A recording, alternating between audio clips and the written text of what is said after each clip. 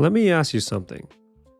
Have you ever felt like no matter how hard you try, you keep getting in your own way? Like you were on the verge of making real progress, only to suddenly back out, procrastinate, or let fear win? Here's a hard truth. Most of your problems aren't because you're lazy, unmotivated, or incapable. They're because somewhere deep down, you actually don't believe you deserve better. That's self-sabotage, and it's so sneaky. It's the missed deadline you didn't have time for, but actually just avoided out of fear.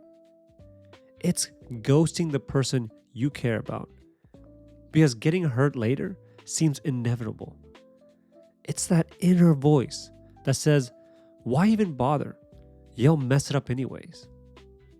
See, for years, I thought I had a discipline problem or a planning problem. But really, I had a self-worth problem.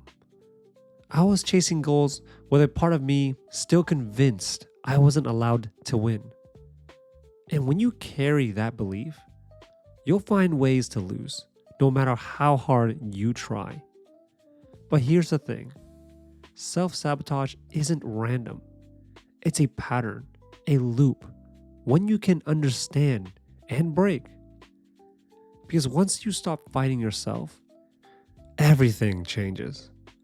Welcome back to Hard Truths, the podcast where we cut through the noise, challenge the way you think, and talk about what's actually holding you back.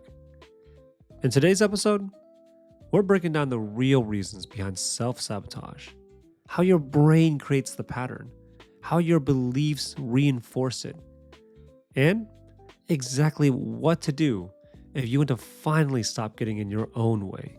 So let's talk about it. Let's get clear on something most people get wrong. See, self-sabotage isn't about laziness. It's not even really about discipline. It's about fear and identity.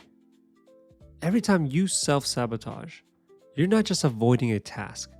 You're avoiding a threat to your internal belief system. Psychologists call this cognitive dissonance. The discomfort you feel when your actions don't align with your beliefs. So if deep down you believe you're not capable, not worthy, or not meant for more, then when you start doing something that contradicts that, your brain tries to fix the dissonance by pulling you back into alignment with that old identity. It feels like procrastination, like self-doubt, like imposter syndrome. But really, it's your brain protecting what it believes to be true.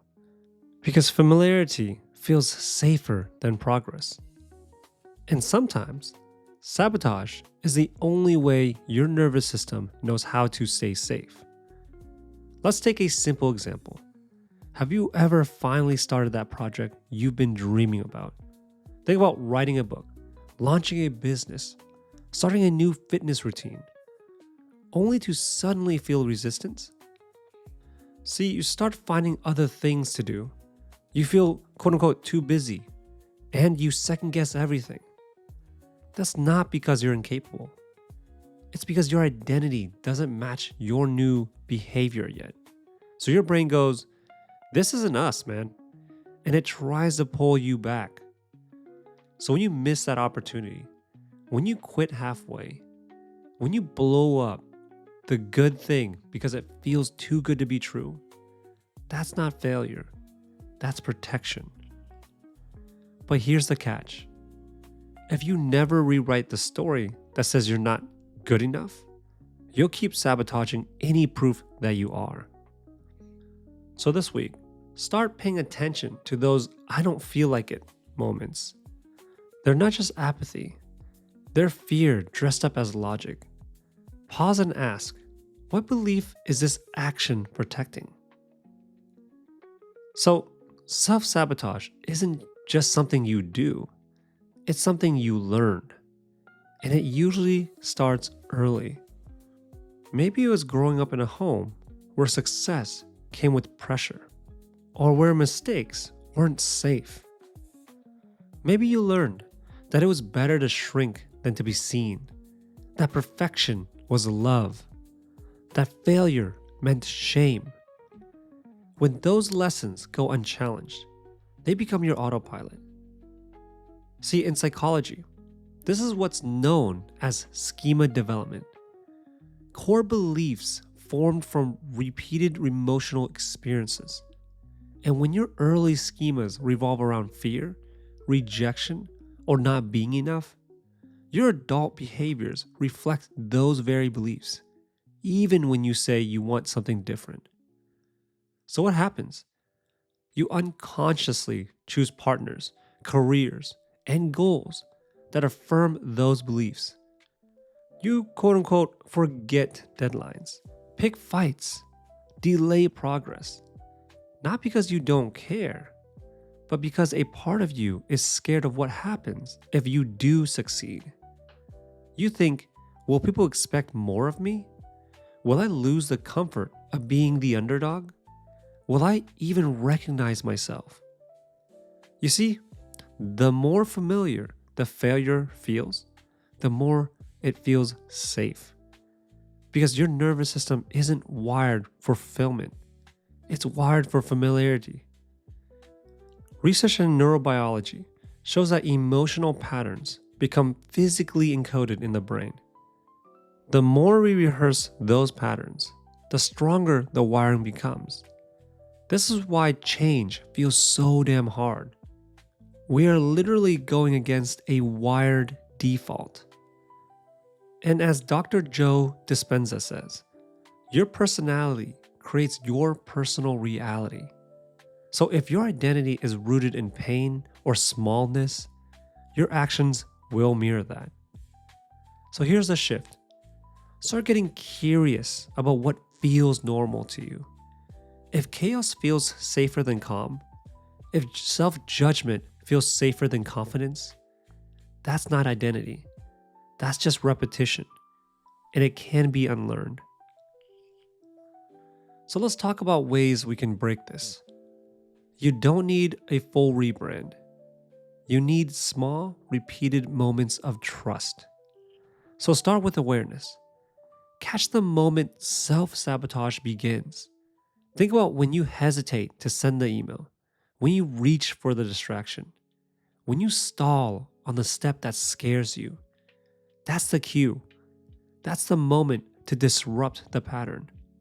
So pause and ask yourself, what belief is this moment protecting? Then reframe it. Your brain is wired for prediction, not truth. If it's predicting failure, you get to offer a different story. So try this next time you feel something just difficult. Think, of course this feels hard. It's unfamiliar, but that's how growth works. You see, that kind of conscious narrative builds cognitive flexibility, the ability to choose a new belief instead of defaulting to the fear. Now move. Take one small, aligned action. Not a perfect one, not a giant leap, just one honest move towards who you want to become. Why? Because every aligned action lays down a new neural pathway. Neuroscience shows us that behavior precedes identity shift. You don't act confident, then act boldly. You act boldly while you're still scared. And that's how confidence is formed. See, your old self says, you always quit. You interpret that by saying, maybe, but not this time. Do that enough, and your brain catches on. See, that's neuroplasticity. That is your brain's ability to rewire itself through repeated experience. Think of every new choice as a vote for the future you. The more votes you cast, the more inevitable that version becomes. And when you fall back into old habits, which will happen, practice what Dr. Christian Neff calls self-compassion. Not indulgence, not avoidance, compassion. I want you to ask, what triggered this? What can I do differently next time? You're not here to be flawless. You're here to evolve, one step at a time. So here's the truth no one tells you about healing self-sabotage. It's not glamorous. It's not a highlight reel. It's choosing to stay when you want to run. It's choosing silence when you want to scream. It's rewriting your reactions one pause at a time. See, healing means understanding that fear is a signal, not a stop sign. That resistance isn't weakness. It's the friction of becoming someone new. And that's the work. It's whispering to yourself, we don't do that anymore. It's choosing to show up one more time. And it's allowing the discomfort of growth without making it mean something's wrong. So when your old habits show up this week, and they will, don't panic. Don't regress. I want you just to pause. I want you just to acknowledge the fear. And I want you to walk forward anyways. Because your job isn't to feel fearless. It's to act like someone who's done being afraid of their own power. You got this. So here's the hard truth.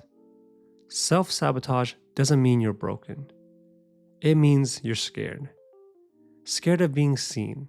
Scared of failing. Scared of what it might mean to actually succeed. But the fear only wins when you keep running from it. So this week, I want you to do one thing, just one, that your old self would have avoided. Hit send, show up, ask for help.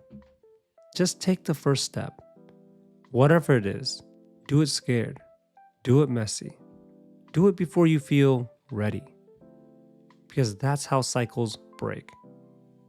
Tag me at DannyLevin, DANNYLYVIN, and let me know what action you're taking this week to rewrite your story. This is Hard Truths. And today's truth, you don't need to fix yourself to move forward. You just need to stop getting in your own damn way. I'll catch you in the next one. Take care.